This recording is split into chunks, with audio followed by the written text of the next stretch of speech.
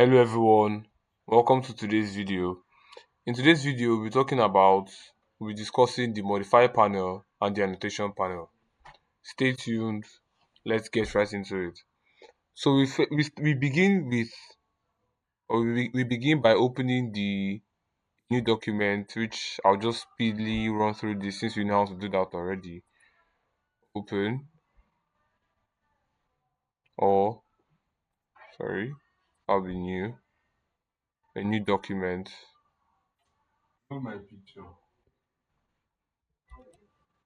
Then we set our unit UN, enter, which will be in millimeters. Okay, and then the UCS icon we shift it to the no origin, and then we save our document or our drawing. Control S. Yes. So let's go with Autocad Mastery Class 3. Okay, so now that we've gotten that out of the way, let's get right into the video. Okay, I'm talking about the modify panel and the annotation panel today. To talk about the modify panel, we'll begin with modify panel. To talk about the modify panel, we have to draw some objects first because we are going to use the objects we're going to draw, whether a line, a polyline, an arc, or a circle, to determine or to show the use and the function of the tools in the modify panel. So I'll just draw a bunch of things first. Let's just start with a line in any direction at all. In direction at all. Then I draw a polyline, which, or let me just draw a rectangle, because when you think about it, a rectangle is basically a polyline. Start from here, and then I'll draw an arc. Start with an, let's draw an arc. Right here. Let me stretch it a bit. Okay, and then draw a circle. A circle. Draw a circle. Okay, then, so these are four objects I'm going to use for today's video. So the first tool in the modifier panel, as you can see, is the move. Moves object a specified distance in a specified direction. So how do I use this tool? I click on it, click on the click on move. I clicked on move. Then you can see the select object. So if I touch this, since it's a line, understand? I only drew a line. I can only select this line. I selected this. Let me select this also. You can select multiple objects. Click on it to select. Just click to select. Then you press enter when you're done. Press enter on your keyboard. And then specify the base point. This thing means specify which point on the object you want to use and move it. For example, now I want it to be here. I want to move. I want to hold it from there and then move it. That's what it just means. Because when you're moving something, you cannot just shift it now. You have to hold it at a point and move it. So it's just us holding this object here, and then we're moving it from that place. As you can see, you can move it in any direction we want to.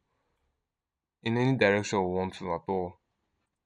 So that's about the let's do it for this one. You can see once I just press this, since it's a polyline, select everything I want. Press enter. Specify base points. I specify here. I can move it here like this to this place. I can move it anywhere I want to move it to here. Just that base point is where you hold it. Like just imagine you holding it in real time. Where you hold it to move it. That's what that thing is. And then the next tool we have in the modify panel is the rotate tool. This is just to rotate object around the base point, that same base point. Let's look at it. So you select it by clicking, and then you can see the select object. If I select this, I press enter. It asks me to specify the base point. This base point, meaning of the base point still remains the same. It is that point you use to hold it in real time. So when you want to hold it, you want to rotate the rectangle about that point. So you can select any point of the rectangle, select here. You can see we're rotating it about that point. It's rotating it about that point. like that. You can see I've done it like this. But I can go back. I can just undo this by pressing my Ctrl Z. I've gone back to the normal way.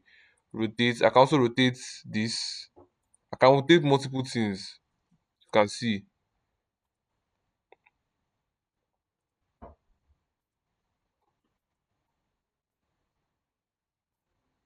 Then I press enter.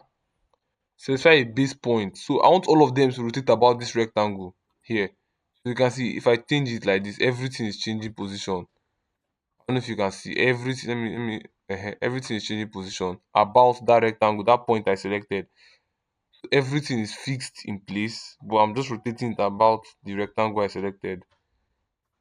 I pressed escape to cancel my operation. So now let's go to the next tool, which is trim. You can either type it. For example, you can either type rotate. You can see it rotates, or you can also type move. You can also type the move, or you can also type trim with tr. Once you type trim is just what the icon looks like, a scissors to cut. For example, now I select this. You can see as I put it now, what happens? If I click, it goes. If I click this one, you don't have to press enter. You click and it goes. I click this one, it goes. I click this, part of it goes. I click this, that part of it goes. I click on this, that part of it goes. It's not going because I'm not clicking. I'm just hovering. Once you put your mouse on it, it will happen. It will just disappear like this. If you remove your mouse to come back, but if you click on it, it goes permanently. Okay, let's escape this. This trim function very essential for when you're doing your drawings on isometric and orthographic projections. Then this is the erase tool. Just removes the object. You can see removes it totally. It's not like trim that selects half or everything. Removes it totally, like totally. And I told you, you can also do this. It has gone. Escape. It has gone already. Then you press enter. It will go. Do you understand? You select, then you press enter for erase. But for trim, you just click on it and it goes. That part of it goes. That's the difference.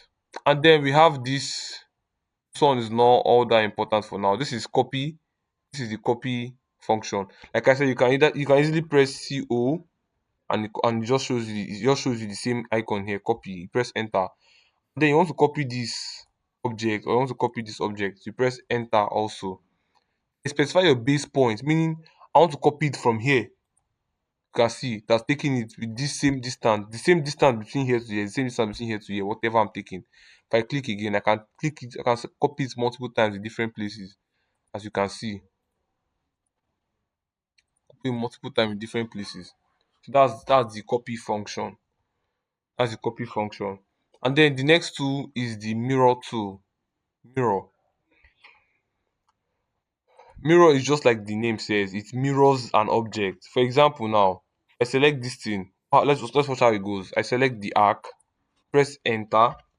Once I press enter, they'll ask me specify first point of mirror line on the first point. It's just like a base point for where you mirror that thing. This is the mirror line, first point of mirror line. Specify the second point of the mirror line. Can be something like this. You can also do something like this. It has mirrored it in the other direction. You can see if I do it at 180 degrees, it has mirrored it like that. If I do it at 90 or 270, so it has done. If I do it at 0 degrees, do the same thing. So depends. Just where you ask you for the specified second point of mirror line is where you want it to end, how you want it to be. That's what that asking you for. So you just place it here and then they'll ask you to erase the source object. Say no, and you have this shape perfectly mirrored. You can see there are no cracks, nothing. They are perfectly joined. You can see it here on the screen. So yeah. Okay then. The next tool is the fillet tool. Fillet tool. This tool, let's see what he said. It rounds and fillet the edges of objects. Let me show you what that means. Let's say this rectangle now. I want to fillet this rectangle. The rectangle cannot be filleted because Let me show you what. Let me explain Let me explain what I said. So you can see if I select this, I selected my fillet tool, and if I choose here like this, and then if I choose here, you see it selects the remaining three lines because this is a poly line. This is a poly line. That's why it's doing this. So let's do something else that it can actually let's do lines instead. Lines, enter. Let's do lines that just intersect, then 90 degrees like that. Okay, now let's try to fillet this and let's see how it goes. There's no shortcut for fillet. You have to go and select it, or you type the whole fillet like that. So if I select this and I select this, you can see select this and then select this and I press fillet.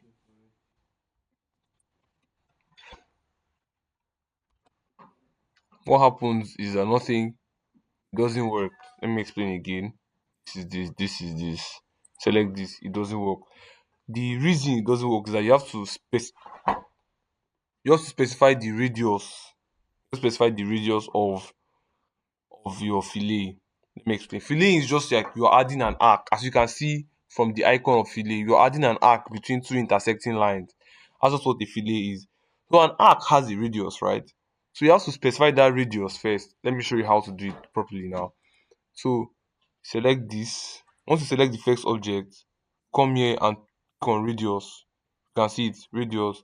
Then you type the radius. Let's say I want it to be an 8. The radius of my distance. Press enter. Then you come back and select the second object. You can see. Select this, see the fillet between the two lines. If I select this one now, see the fillet. See how it just bent. You understand? If I select this now, this one looks better. So this is the fillet of 8 radius, 8 between these two lines. So you guys understand? This is it right here. So that's how to use the fillet button. And then let me control Z this. So we can go to the next one, which is the chamfer. This one is the same thing as it's just that you can see chamfer has like bent, like straight lines between the two edges. You get. So and then fillet is an arc, but a chamfer is a straight line. So if I select this, I still come back here, distance. Let's say I want this chamfer distance of, let's say that same 8. Enter. Let's say 3. Enter, and then you come here and put this thing. You can see it. You can see this. This is the difference between the fillet and the chamfer. That's the difference. Okay, then let's move on to the next tool to avoid this video being long. We have the explode tool. What this explode does is that no polylines. I told you in earlier videos that polylines are, when you want to select a polyline, it's selected as one object and not different objects. For example, a rectangle is an example of a polyline, right? So if I wanted to select this rectangle now, if I put my cursor on this rectangle, see, it selects everything at once. But I don't want it to be like that. If I don't want it to be like that, I use my explode button. Explode breaks a compound. Let's read it. Explode breaks a compound object into its component object. So this is a compound object like a polyline now. If I selected this one now and I press enter, it explodes it. Let's now see what happens. Instead, before I exploded, before explosion, this if I had put my cursor on this rectangle, it would have selected as a whole this thing. But now it's selecting as different pieces, as you can see. Let me show you. It's shining. This one is shining. Just one, they're all different. But this was initially a polyline, so that's the use of the explode function right there. So this one is, as the name implies, it stretches objects. Try the base point, press enter, then just start pulling like that. You can see it stretch this line from here to here. That's the use of the stretch tool. Then for the scale, it enlarges or reduces. This one will be greatly used in your isometric drawings and your orthographic projections. If I select this now and I want to scale it, I'll come here and then click on scale. They ask me for the base point. If I select this place now, you can see as I'm dragging my distance, it's getting bigger. As I'm dragging it back in, it's getting smaller and smaller, getting bigger, getting smaller. So it gets to that and the tiniest point you can ever get to, and then it starts increasing again. But this is it. Scaling is just increasing and reducing or reducing the size. And then ignore this one for now. We don't really need this for now. And then we need this. The next one is the offset. This one is another important one. Offset, for example, if I have a line now, let me escape this now. And I wanted to, let's say, put another line, something like this now. Offset is just like mirroring something at a specific distance. For example, now if I press my offset this thing, my offset to specify offset distance, you have to specify the offset distance first. Let's say 10. You type 10 and press enter. Then you select the object to offset. Select this, and you can see it has gone 10. You can either put it in either and then up or down. You can see the second line is offsetted. This second line now, you can see it. Then if I want to put it there, I can put it down. If I want to do it again, to still give me that same 10, I'll click on it, 10, click on it, 10. So you can see I'm mirroring at specific distances. Everything is a straight line at 10, 10 away from this, 10 away from this, 10 away from this, just like that. That's what the offset button is for. You can see. So these are the basic tools for under the modify panel that are needed now. But this one, the tools here are just like it's just stressful. You can easily do all these things here now by just right clicking. Let me show you. If I actually wanted to scale this thing as my level of expertise, if I actually wanted to scale this thing, I'll just have to select it, then right click, select and right click. You can see the erase, move, copy, scale, rotate, draw order, all these ones they're here. And this modify tool, do you understand? If I want to move it now, select my move, select my base point, and then come here. So it just becomes easier. So by to just bypass this whole modify panel, you can select the object and then right click. It comes out that menu comes out where you can select a whole host of things. So that is all for the modify panel. Let's move on to the annotation panel.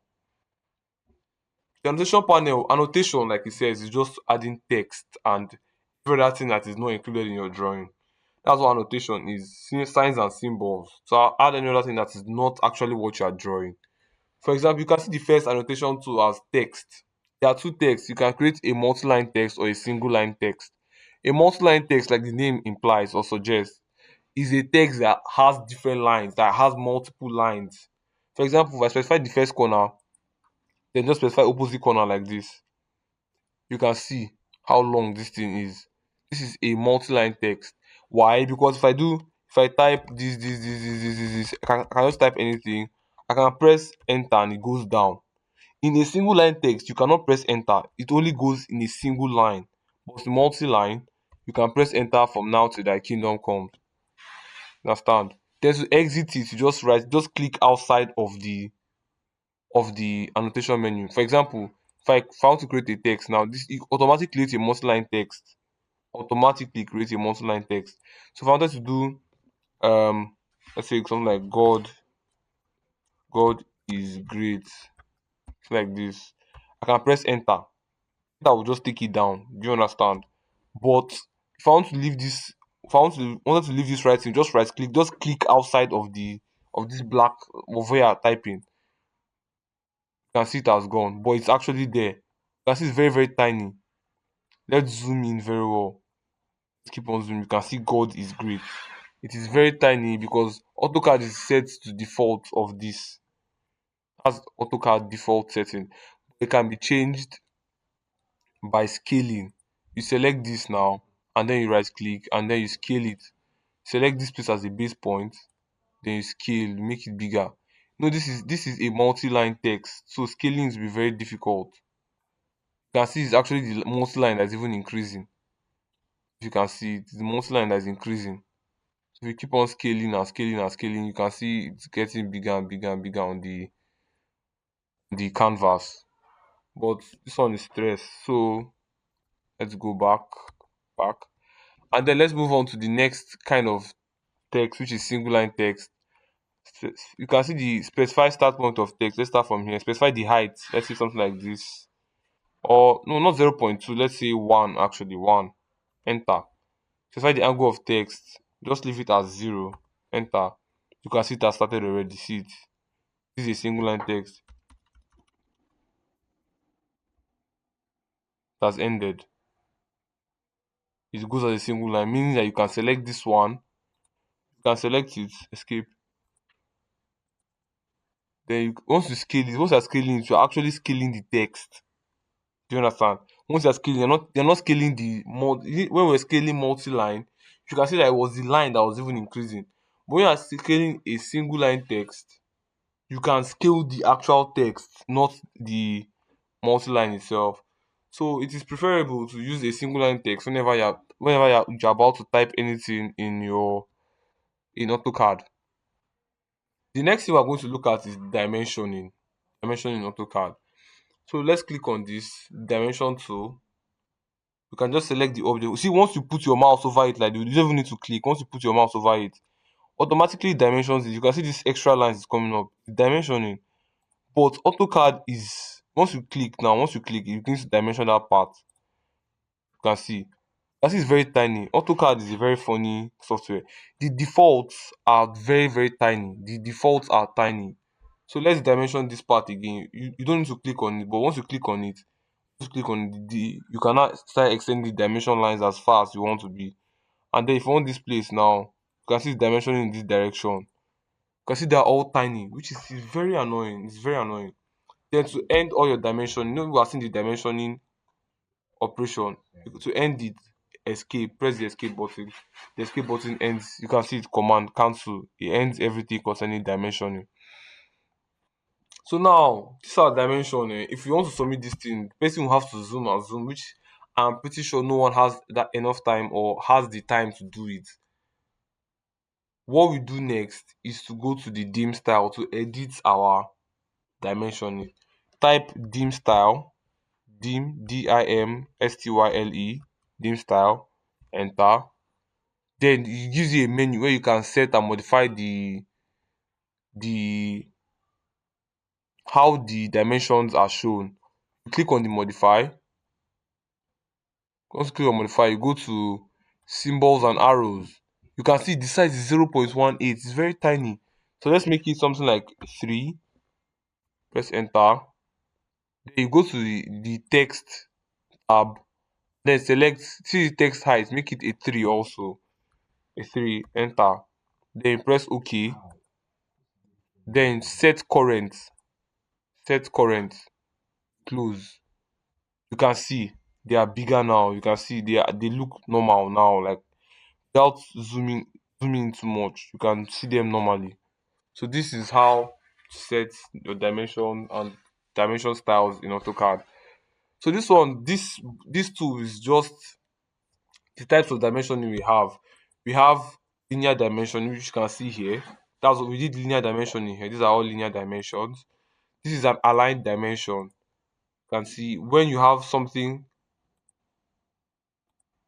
that is bent, you can see a line that is bent. You can use the align dimension to just to dimension the object that is a bent object.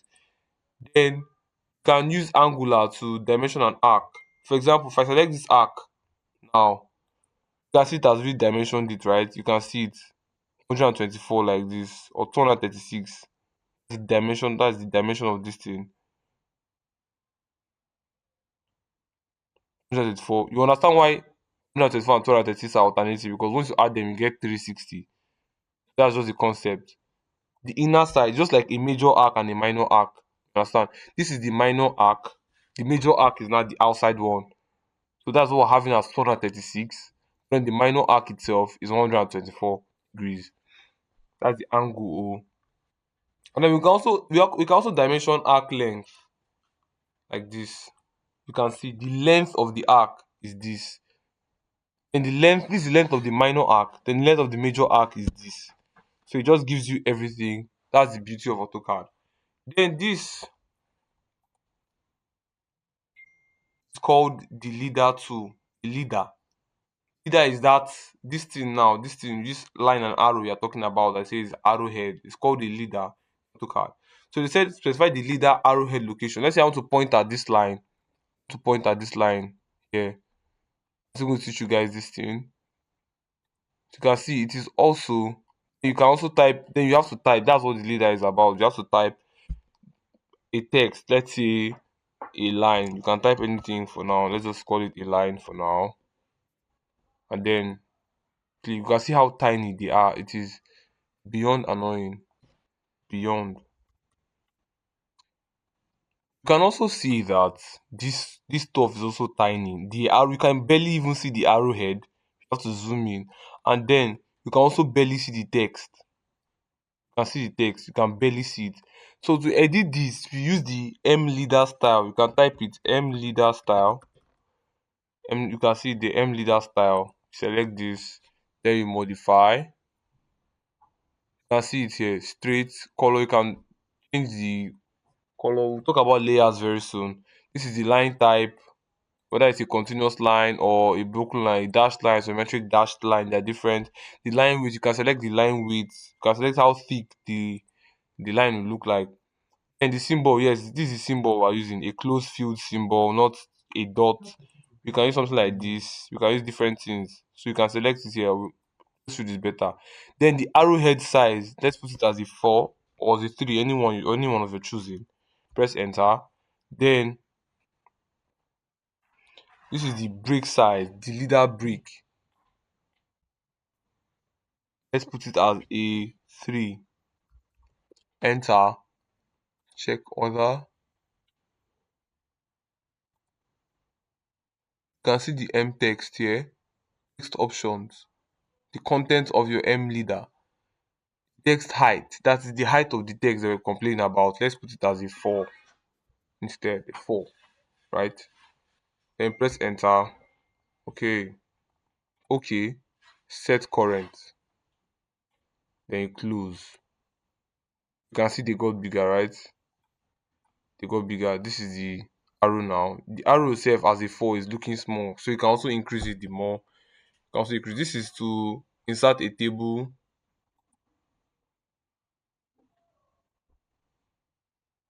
This is to insert a table, but this is not needed for now. So this is all for today's video on modify panel and annotation panel.